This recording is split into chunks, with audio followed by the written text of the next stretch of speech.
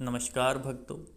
आज शनिवार है, शनिदेव का वार है। तो जिन भी भक्तों ने शनिदेव के लिए व्रत रखा है, मैं उनके लिए एक व्रत कथा प्रस्तुत करना चाहता हूँ। जो भी भगत इस कथा को सुनते हैं या किसी को सुनाते हैं तो उन सभी को इसका उत्तम लाभ प्राप्त होता है। शनिदेव सभी पर अपनी कृपा बनाए रखते हैं। तो ये व्रत कथा है कि एक समय सभी नवग्रहों चंद्रमा, मंगल, बुध, बृहस्पति, बुध, शुक्र, शनि, राहु और केतु में विवाद छिड़ गया कि इनमें सबसे बड़ा कौन है। सभी आपस में लड़ने लगे और कोई निर्णय ना होने पर देवराज इंद्र के पास निर्णय कराने पहुँचे। परंतु इंद्र इससे घबरा गए और इस निर्णय को देने में अपनी असमर्थता जताई। परंतु उन्होंने कहा कि इस समय पृथ्वी पर राजा विक्रमादित्य हैं, जो कि अति न्यायप्रिय है। वे ही इसका निर्णय कर सकते हैं। सभी ग्रह एक साथ राजा विक्रमादित्य के पास पहुंचे और अपना विवाद बताया। साथ ही निर्णय के लिए राजा इस समय समस्या में अति चिंतित हो उठे, क्योंकि वे जानते थे कि जिस किसी को भी छोटा बताया वही कुटित हो जाएगा। तब राजा को एक उपाय सूझा। उन्होंने स्वर्ण, रजत, कांस्य, पीतल, शीशा, रांगा, जस्ता, अभ्रक और लोहे से 9 सिंहासन बनवाए और उन्हें इसी क्रम में रख दिए। फिर जब सबसे निवेदन किया कि आप सभी अपने अपने सिंहासन पर स्थान ग्रहण करें, जो अंतिम सिंहासन पर बैठेगा वही सबसे छोटा होगा। इस अनुसार लोहा का सिंहासन सबसे बाद में होने के कारण शनि देव सबके बाद में बैठे, तो वही सबसे छोटे कहलाए। उन्होंने सोचा कि राजा ने यह जानबूझकर किया है।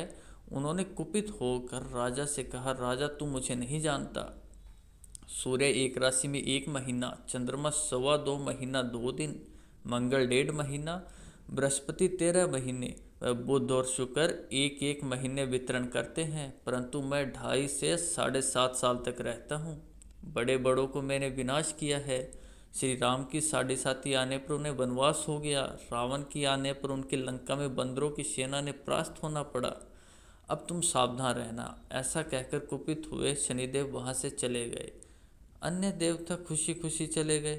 कुछ समय बाद राजा की 7.5 आई। तब शनिदेव घोड़ों के सौदागर बनकर आए।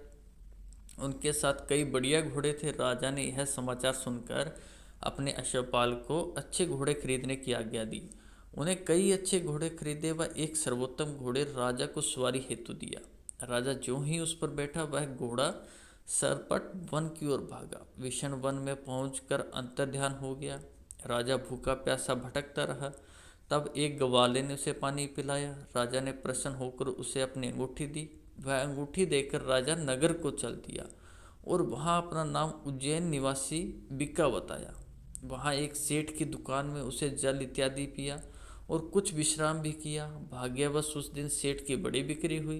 सेठ ने उसे खाना इत्यादि करा के खुश होकर अपने साथ घर ले गया। वहाँ उसने एक खूंटी पर देखा कि एक हार टंगा है, जिसे खूंटी निगल रही है। थोड़ी देर में पूरा हार गायब था। तब सेठ के आने पर देखा कि हार गायब है। उसने समझा कि बीका ने ही उसे चुराया है। उसने बीका को कोतवाल के पास पकड़वा दिया। फिर राजा ने भी उसे चोर समझकर हाथ पैर कटवा दिए। वह चौरंगिया बन गया और नगर के बाहर फिकवा दिया। वहाँ से एक तेली निकल रहा था। उसे दया आई। उसने बीका को अपनी गाड़ी में बिठा लिया। वह अपनी जीभ से बैलों को हाँकने लगा। उस काल राजा की शनि दशा समाप्त हो गई। वर्ष काल आने पर वह मल्हार गाने लगा। तब वह जिस नगर में था, वहाँ की राजकुमारी मन भावनी को वह इतना भाया कि उसने मन ही मन प्रण कर लिया कि वह उस राग गाने वाले से विवाह करेंगे। उसने दासी को ढूंढने भेजा। दासी ने बताया कि वह एक चौरंगिया है, परंतु राजकुमारी ना मानी। उसने अगले ही दिन उठते ही वह अनशन पर बैठ गई कि वह विवाह करेगी तो उसी से। उसे बहुतेरा समझने पर भी वह ना मानी, तो राजा ने उस तेली को बुलवा भेजा और विवाह की तैयारी करने को कहा। फिर उसका विवाह राजकुमारी से हो गया। एक दिन सोते हुए स्वप्न में शनिदेव ने राजा से कहा, राजन, देखा तुमने मुझे छोटा बताकर कितना दुख झेला। तब राजा ने उनसे क्षमा मांगी और प्रार्थना की कि हे शनिदेव, जैसा दुख मुझे दिया है किसी और को न दे। शनिदेव मान गए और कहा, जो मेरी कथा और व्रत कहेगा उसे मेरी दशा में कोई दुख ना होगा। जो नित्य मेरा ध्यान करेगा, जो चींटियों को आटा डालेगा, उसके सारे मनोरथ पूरे होंगे। साथ ही राजा को हाथ पैर भी वापस दिए गए। प्रातः आँख खुलने पर राजकुमारी ने देखा तो वह आश्चर्यचकित रह गई कि बीका ने उसे बताया कि वह उज्जैन का राजा विक्रमादित्य है। सभी अत्यंत प्रसन्न हुए। सेठ ने सुना तो वह पैरों पर गिरकर क्षमा मांगने लगा। राजा ने कहा कि वह तो शनिदेव का कोप था, उसमें किसी का कोई दोष नहीं है। सेठ ने फिर भी निवेदन किया कि मुझे शांति तब मिलेगी जब आप मेरे घर चलकर भोजन करेंगे। सेठ ने अपने घर नाना प्रकार के व्यंजनों से राजा का सत्कार किया। साथ ही सबने देखा कि जो खूंटी हार निगल गई थी वही अब उसे हार को उगल रही थी। सेठ ने अनेक मोहरे देकर राजा का धन्यवाद किया और अपनी कन्या श्री कंवरी से पाणी ग्रहण का निवेदन किया। राजा ने हर्ष स्वीकार कर लिया। कुछ समय पश्चात राजा अपनी दोनों रानियों मनभावनी और श्री कंवरी को सभी उपहार सहित लेकर उज्जैन नगरी को चले। वहाँ पुरवासियों ने सीमा पर ही उनका स्वागत किया। सारे नगर में दीपमाला हुई, बस सबने खुशी मनाई। राजा ने घोषणा की कि मैंने शनिदेव को सबसे छोटा बताया था, जबकि असल में वही सर्वोपरि है। सबने राज्य में शनिदेव की पूजा तथा कथें नियमित होने लगी। सारी प्रजा ने बहुत खुशी और आनंद के साथ बिताया। जो कोई शनिदेव की इस कथा को सुनता या पढ़ता है उसके सारे दुख दूर हो जाते हैं। व्रत के दिन इस कथा को अवश्य पढ़ना चाहिए।